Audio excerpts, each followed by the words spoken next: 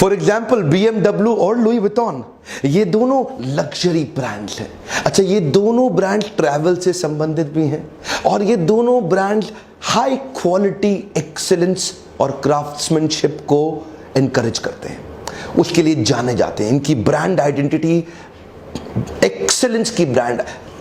तो ये जो लग्जरी प्रीमियम सेगमेंट के जो कंज्यूमर है आपस में नॉन कंपीटिंग है, लेकिन वो कस्टमर बेस इनका सिमिलर है। तो लुई विटॉन का कस्टमर इधर एक्सपोज होता है BMW में, BMW तो ऐसे ही BMW ने एक i8 सीरीज निकाली जिसमें लुई विटॉन ने स्पेशल प्रकार के बैग्स बनाए।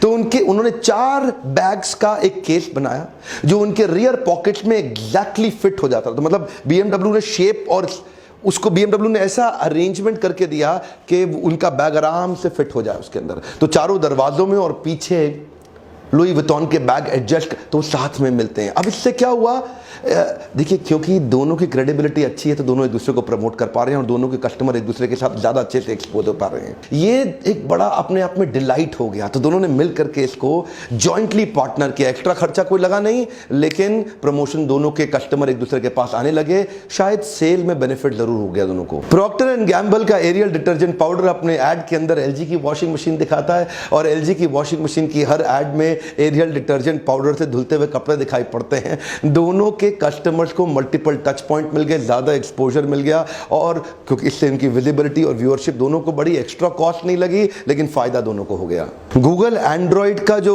ऑपरेटिंग सिस्टम का 4th वर्जन था उसको उन्होंने नाम दिया किटकैट।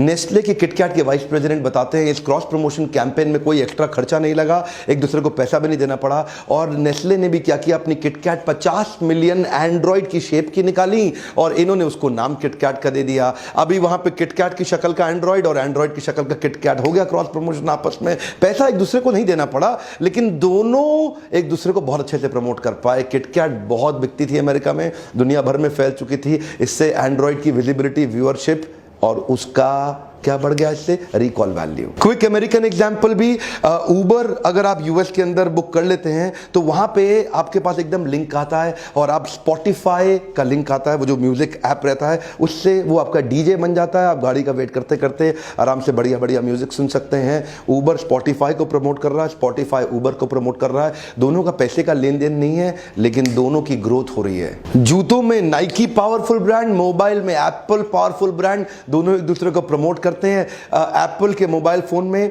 अगर कोई एथलीट है, कोई स्पोर्ट्समैन है, उसको अपने वर्कआउट का डेटा चाहिए तो वो उसके साथ एकदम तुरंत कनेक्ट हो जाता है और उसके जूते के साथ जुड़ जाता है और कितना उसने वर्कआउट किया, कितना उसका हार्ट रेट, कितना कैलोरी बर्न हुआ, कितना एनर्जी कंज्यूम हुआ, कब उसको पानी पीना है, कितना ड्रेन हो गया, वो सारे मेजरमेंट, वो सारे मीटर्स और मेजरमेंट उसके मोबाइल में दिखते हैं। जो नाइकी का जूता इस्तेमाल करे और एप्पल का मोबाइल साथ में ले ले, दोनों का आपस में कंपटीशन नहीं, लेकिन एक दूसरे की ग्रोथ में कंसिस्टेंटली सन 2000 से मदद करते आ रहे हैं।